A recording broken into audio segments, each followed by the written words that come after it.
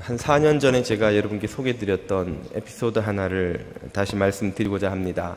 여러분이 기억하시지 못하기만을 바랄 뿐입니다. 네. 사랑하는 가족에게 읽어주고 싶은 이야기라는 책에서 셰릴 스튜어트라는 이가 그의 외할아버지에 대해서 소개하는 이야기가 나옵니다. 그 외할아버지는 1930년 대공황기에 시카고에서 목수로 살았는데 어느 해는 교회에서 중국에 있는 고아원에 보내는 구호품 상자를 만들어 보내게 되었습니다. 교우인들이 도네이션한 옷들을 모아서 목수인 그가 나무 상자를 짜서 못까지 박아서 보내는 일을 하곤 했는데요. 어느 날 교회를 갔다가 집에 와 보니까 웃옷에 꽂아두었던 안경이 사라지고 없는 것입니다.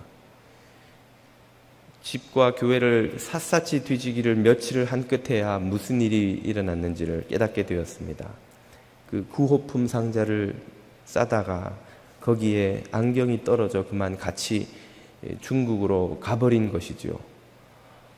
대공황기에 6 자녀를 키우는 힘겨운 삶에서 당시로서는 거금인 20불이나 하는 안경을 잃었으니 얼마나 속이 상하든지 탄식이 절로 나오더라는 것입니다. 하나님, 왜 이 귀한 안경을 주님 일하느라고 수고했는데 잃어버리게 되었습니까?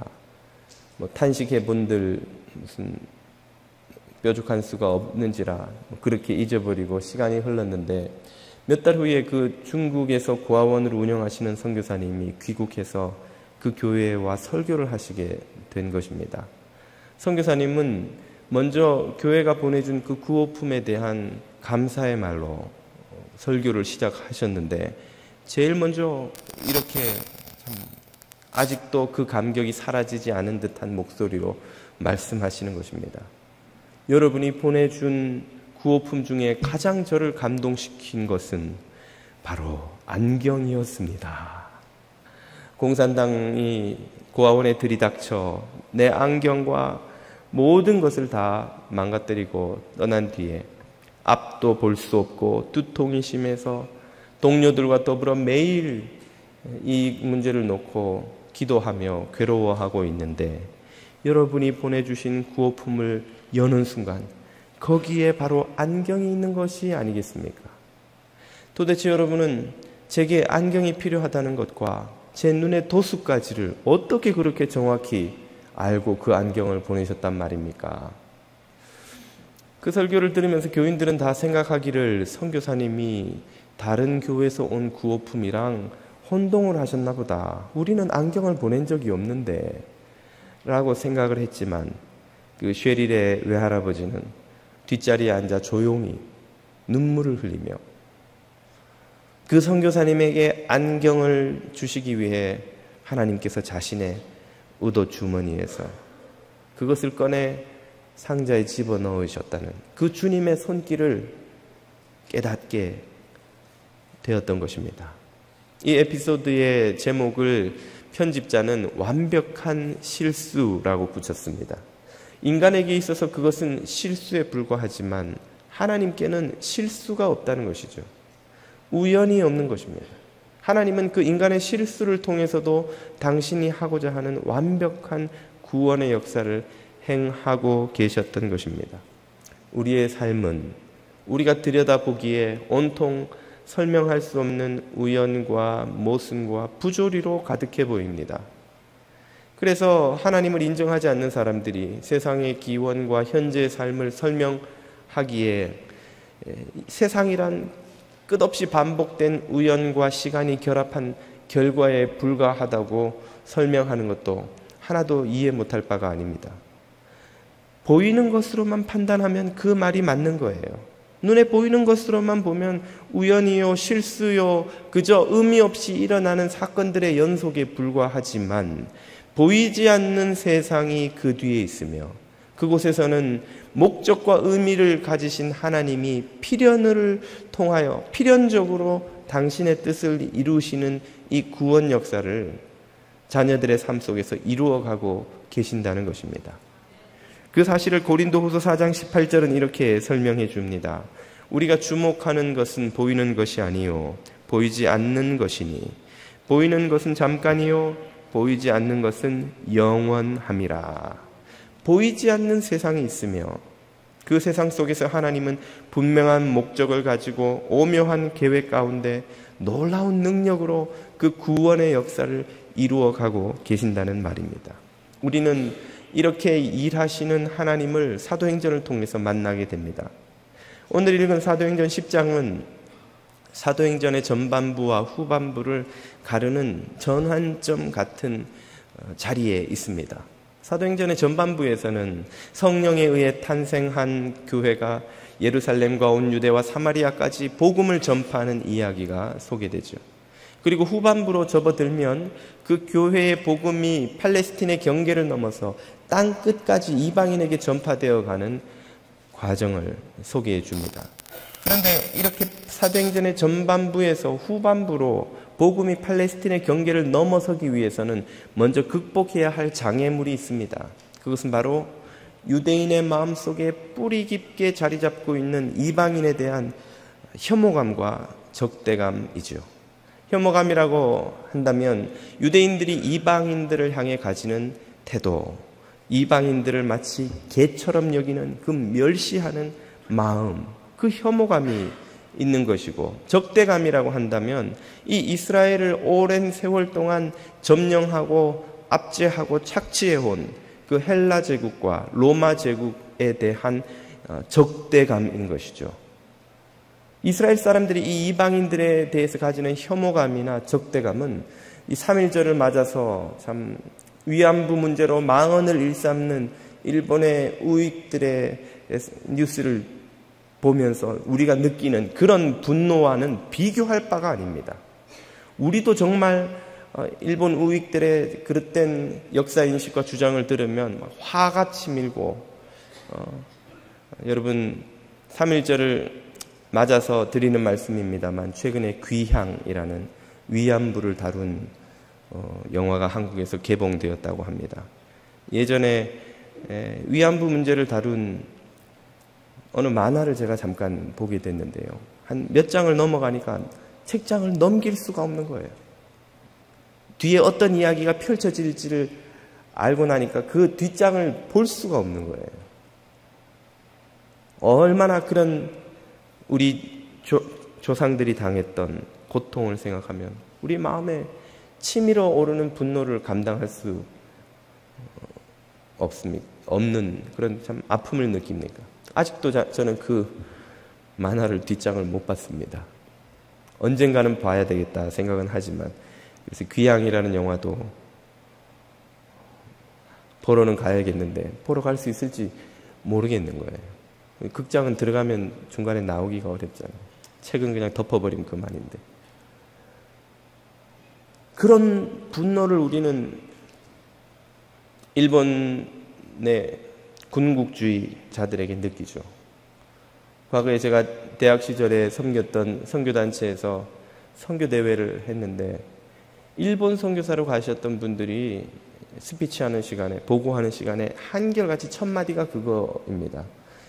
저는 일본만 빼고 어디든 가겠다고 주님께 서원 기도를 했는데 주님이 저를 일본으로 보내셔서 아주 고생을 많이 했습니다. 처음에 가서 그 마음속에 있는 적대감을 극복하는 게 너무 어려웠다는 거예요. 물론 하나님의 은혜로 다 극복했으니까 일본의 선교사로 사시는 것이겠지만, 그런 우리 민족이 느끼는 분노는 유대인들이 이방인들에게 느끼는 적대감, 혐오감과는 비교할 것이 아닙니다. 그렇다면 이런 혐오감과 적대감을 가지고 복음을 전할 주체인 유대인 출신 그리스도인들이 어떻게 이방인들에게 적극적으로 나아갈 수가 있겠냐는 것이죠. 그 문제를 해결하지 않으면 이 교회가 이방 세계를 향해 나아갈 수가 없기 때문에 하나님은 한 가지 계획을 세우신 것입니다. 그것은 바로 예루살렘 교회의 수장인 베드로와 이방인의 대표라고 할 만한 로마 군 장교 백부장 고넬료와의 만남을 기획하신 것입니다. 로마의 백부장이라고 한다면 일본 식민지 시절의 헌병대 지역 대장 정도 되는 아주 고위층 인물이죠. 얼마나 조선인들의 마음에 그들에 대한 분노가 크겠습니까? 거부감이 클까요? 그러나 주님은 그들에게 복음을 전하기 위해서 이 베드로를 고넬료와 만나게 하는 계획을 세우신 것입니다. 그래서 베드로의 마음이 변하지 않으면 그것은 곧 교회가 열리지 않는다는 뜻이고, 교회의 마음이 열리지 않으면 이방 선교의 길이 열리지 않는다는 것입니다. 제 아무리 바울이 날고 기는 노력과 헌신으로 이방 선교를 다니며 교회를 세워 놓아도 사도의 정통성을 가진 예루살렘 교회가 그 교회들을 인정하지 않으면 그들은 다 이단이요 사이비가 되고 마는 것입니다. 예루살렘 교회가 그들을 인정해 줘야 되는 거예요. 예루살렘 교회가 인정을 하려면 이방인들에 대한 예루살렘 교회의 생각이 바뀌어야 됩니다. 예루살렘 교회의 생각이 바뀌는 가장 빠른 길은 지도자인 리더인 베드로의 생각이 바뀌는 것이죠. 그래서 하나님은 베드로와 고넬료의 만남을 주선하고 계시는 것이죠.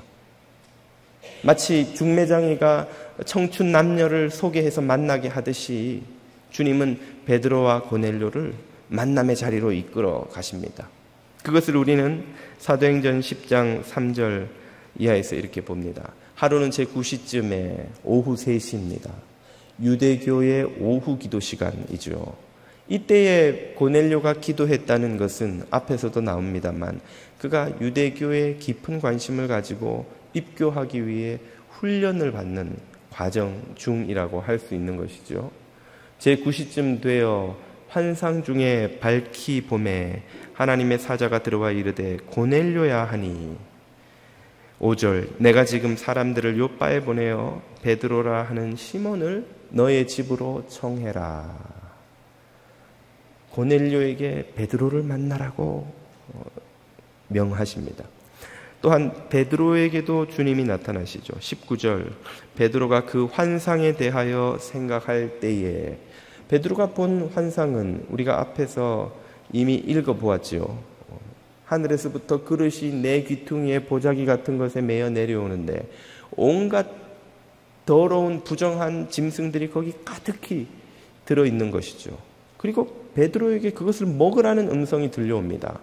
아니, 정결한 유대인이 어떻게 저런 부정한 율법에 못 먹게 되어 있는 것들을 먹으라고 하시는 겁니까? 그 중에는 분명히 오징어도 있었을 것 같아요. 돼지도 있었을 테고. 하여튼 베드로가 못 먹습니다. 그러자 음성이 들려오기를 하나님이 깨끗다 하신 것을 네가 속되다 부정하다 하지 말아라. 그 환상을 몇 번을 보여주셨습니까? 3번. 3이라는 숫자는 베드로에게 참 의미가 큰 숫자입니다. 베드로는 한 번 말해서는 못 알아듣는 캐릭터이죠. 예수님이 3번이나 당신의 순환과 죽음을 예언했지만 베드로는 인정하지 믿지 않았죠. 베드로는 예수님을 가야바의 집들에서 3번 부인하고 저주합니다. 그런 베드로의 심성을 잘 아시는 주님이시기에 갈릴리 바다에서 부활하신 후에 나타나셨을 때도 네가 나를 사랑하느냐 한 번 확인해서는 안 되시는 거예요. 3번. 여기서도 성령님이 이 환상을 한 번 보여줘서는 이 베드로를 계몽하기가 어렵다고 확신하신 나머지 3번 보여주셨죠. 심지어 베드로는 용서에 대해서 예수님에게 질문할 때도 내가 형제를 몇 번 용서하면 좋습니까? 그때는 7번이라고 했군요. 예, 보통 유대교 랍비들이 3번 용서하면 충분하다 이렇게 가르쳤기 때문에 베드로는 그런 점에서 참 우리에게 위로를 주는 캐릭터입니다. 우리도 베드로 못지않게 못 알아듣지 않습니까? 듣고 잊어버리고, 듣고 까먹고, 듣고 무시하고. 주님이 우리도 여러 번 깨우치셔야 되는데 베드로도 그런 약한 심성을 가진 사람이었던 것 같습니다. 그 환상에 대하여 생각할 때 성령께서 그에게 말씀하시되 2 사람이 너를 찾으니 일어나 내려가 의심하지 말고 함께 가라. 내가 그들을 보내었느니라 하시니 만약에 성령님께서 환상을 보여주시고 이렇게 말씀해 주시지 않았다면 그들이 찾아왔을 때 베드로가 어떻게 반응했을 것이라는 의미입니까? 의심했을 거라는 거예요. 의심. 유대인들은 이런 부정한 이방인들을 집에 들여서 음식을 나누며 재우며 교제하는 일이 절대로 없습니다. 반대로 경건한 유대인이 이방인 집에 그렇게 들어가는 경우도 일어날 수 없는 일이지요. 그렇기 때문에 고넬료가 보낸 2명의 종과 군인이 1명 왔다. 그러면 베드로가 할 수 있는 유일한 생각은 나를 잡으러 온 것이로구나. 그렇지 않고 이방인이 왜 유대인의 집에 찾아온단 말인가.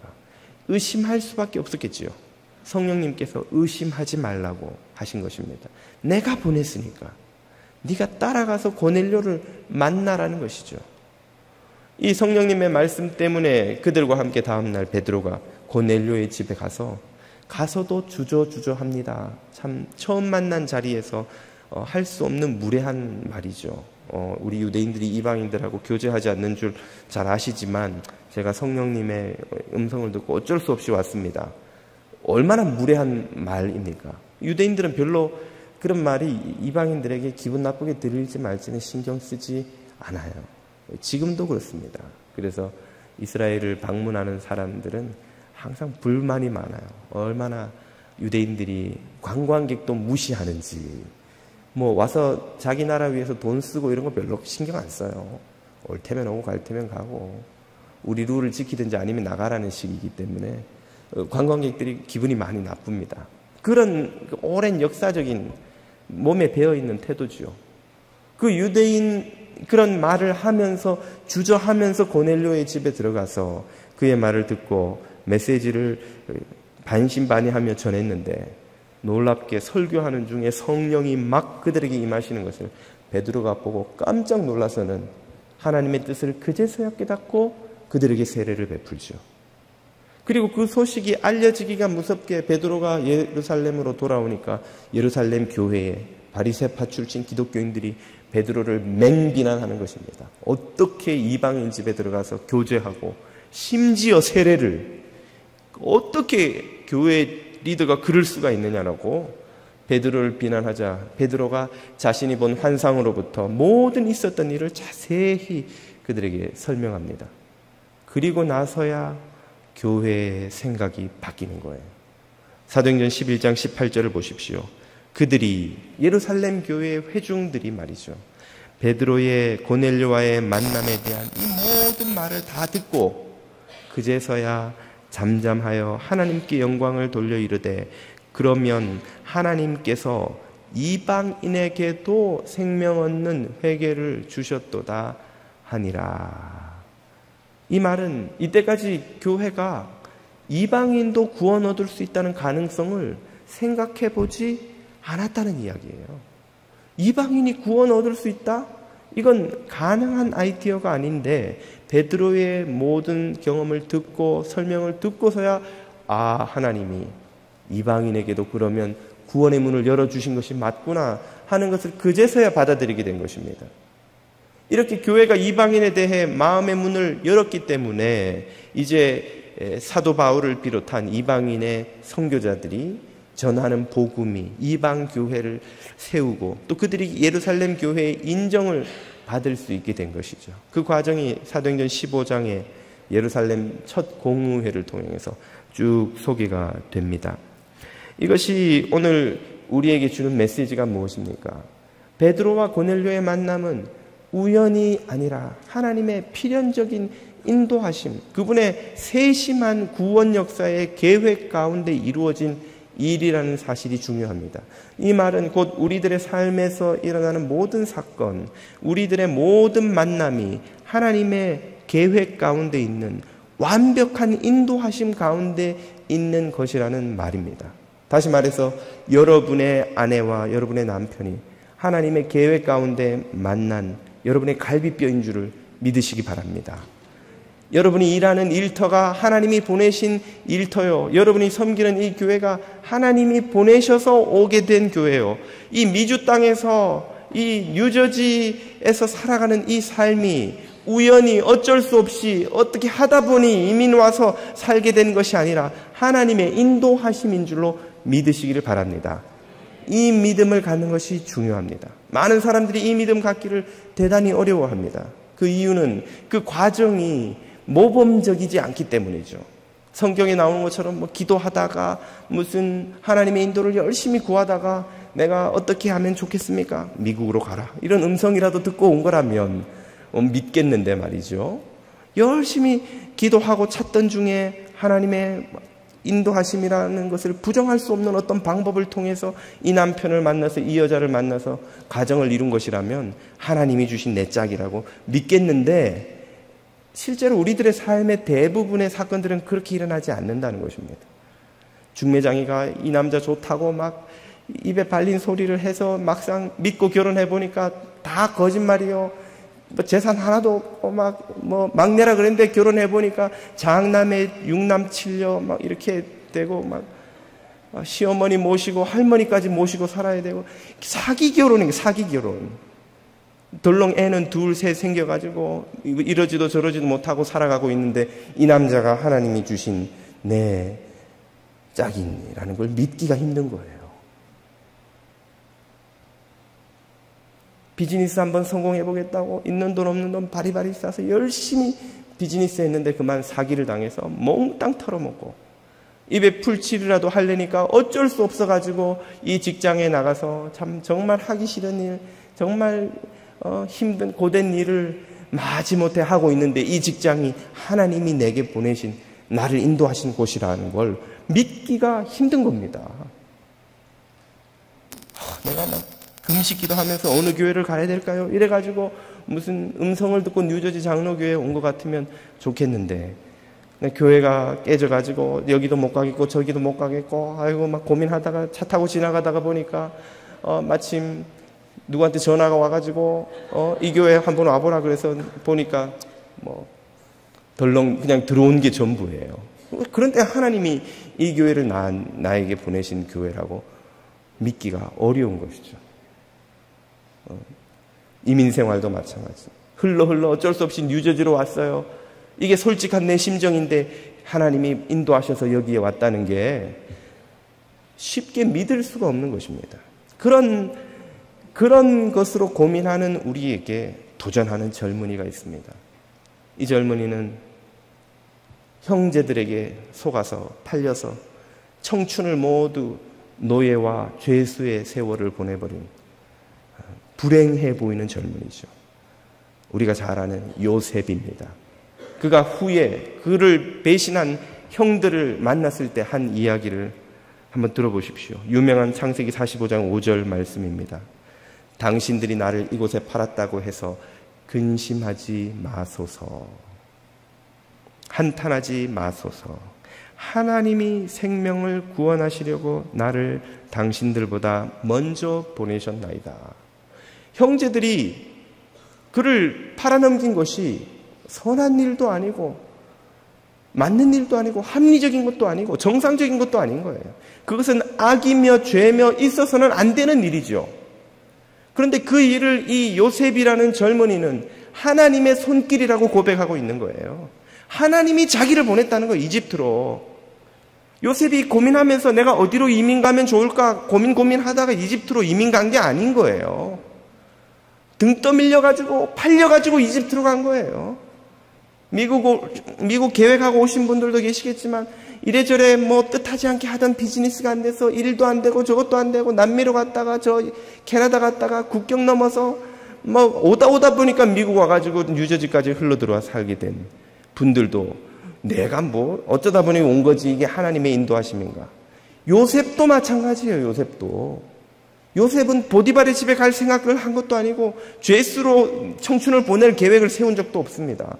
형제들에게 팔렸는데 그는 그 형제들의 악행을 하나님이 사용하셔서 자신을 이집트로 보냈다고 고백하는 거예요. 무엇하기 위해서? 생명을 구원하시기 위해서. 하나님의 역사는 항상 구원하시는 역사입니다. 이 고백이 요셉에게 있었기 때문에 그가 저주와 원망과 한탄으로 생을 마쳐버린 이름 없는 한 사람의 노예와 죄수가 아니라 우리가 아는 요셉이 된 것이고 우리가 아는 이집트의 총리가 된 것입니다. 사랑하는 여러분, 이 왼수 같은 남편을 하나님이 만나게 해주신 줄 믿으시기 바랍니다. 이 이기적인 아내를 하나님이 만나게 해주신 줄 믿으시기 바랍니다. 그래야 공평하죠. 어디 남편만 왼수가 듣겠어요? 남편 입장에서도 할 말이 많을 텐데, 이 힘든 일터가, 이 원치 않게 흘러들어온 것 같은 이 뉴저지에서의 삶이 하나님의 인도하심인 줄 믿으시기 바랍니다. 우리는 그것이 실수고 잘못이고 일이 꼬인 것이고 인생이 망가진 것처럼 보일지 모르지만 그 가운데 하나님의 살아계신 완벽하신 인도가 있는 줄을 믿으시기 바랍니다. 하나님의 인도하심에는 후회가 없습니다. 인간의 눈에 실수지 하나님께는 실수가 아닌 거예요. 그것은 하나님은 인간의 실수와 잘못과 죄와 악행까지도 다 변수를 고려하신 완벽한 알고리즘으로 우리들의 삶을 인도하십니다. 인간이 아무리 인생을 망쳐놓아도 하나님은 그것을 완벽한 알고리즘으로 다 대처해서 그것이 선을 이루도록 인도하시는 분이에요. 그런 하나님의 역사를 우리에게 보여주는 젊은이를 또 한 사람 소개하고자 합니다. 6.25가 일어나던 해에 27살의 나이로 남대문 교회 전도사였던 한 젊은이가 있었습니다. 피난길에 가족들과 이제 곧 결혼을 앞둔 약혼녀까지 다 헤어져 버리고 어디로 가는지도 모르게 피난을 가다가 인민군에게 잡혀가지고 국군 폐잔병으로 오인받고 엄청난 참 고문을 받고 버려졌습니다. 요행이 미군을 만나서 산화했더니 미군은 이번에는 그를 인민군 폐잔병으로 오인하고 거제도 포로수용소에 집어넣어버린 거예요. 아니, 나는 인민군도 아니고 국군도 아니고 그냥 민간인이에요. 나는 전도사예요. 아무리 이야기해봐야 아무도 듣는 사람도 신경 쓰는 사람도 없습니다. 육체의 고통보다 더한 분노와 억울함과 답답함이 그의 생명을 좀먹어가고 죽고 싶고 막 요즘 속된 말로 하자면 미치고 팔딱 뛰고 싶은 그런 심정이었겠죠. 그랬던 그가 중공군 부상자 병동 막사에서 한쪽 다리가 잘린 채 병상에 누워서 찬송을 하는 소년병을 만나게 되었습니다. 내 주여 뜻대로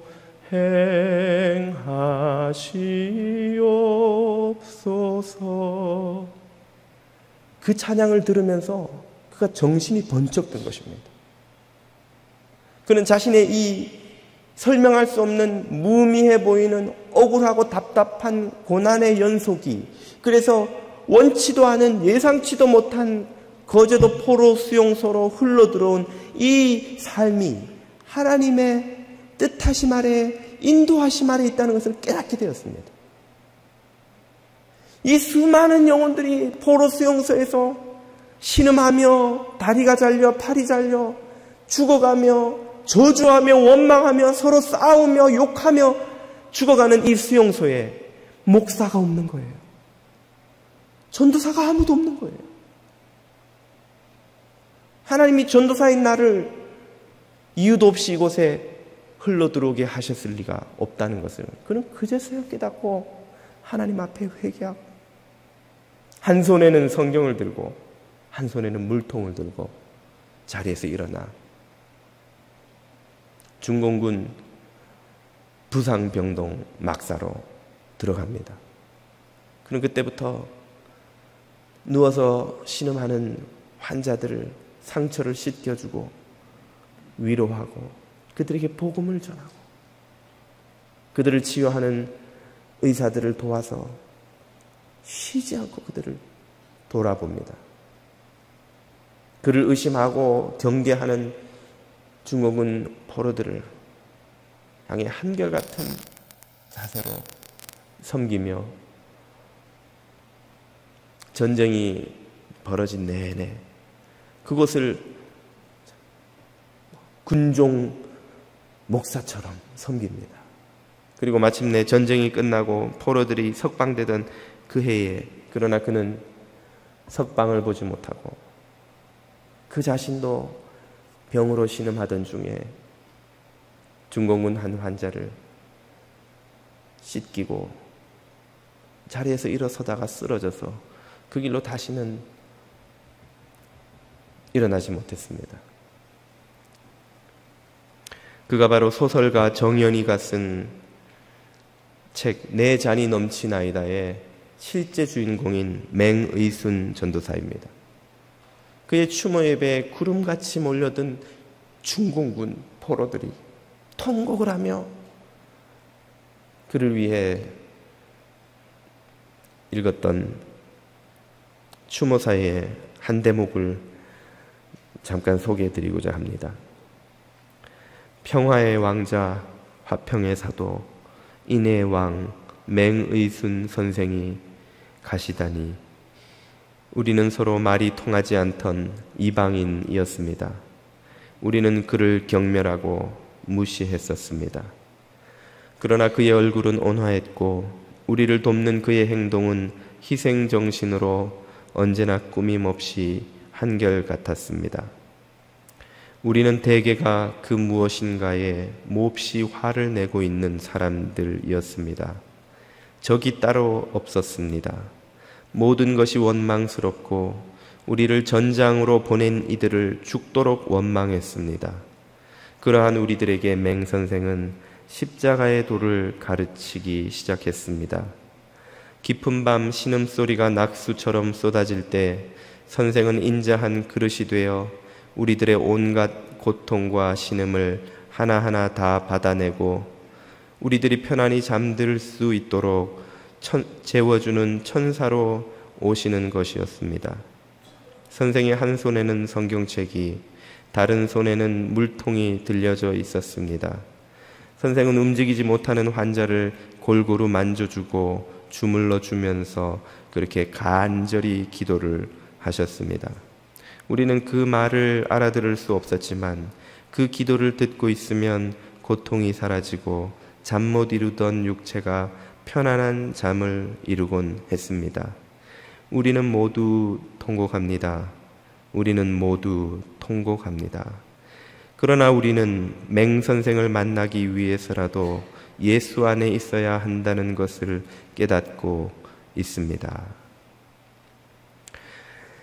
작가가 그의 전기를 쓰기 위해 그를 만났던 이들을 인터뷰를 했을 때 모든 사람들이 한결같이 한 대답은 맹선생님은 포로 수용소의 성자였습니다.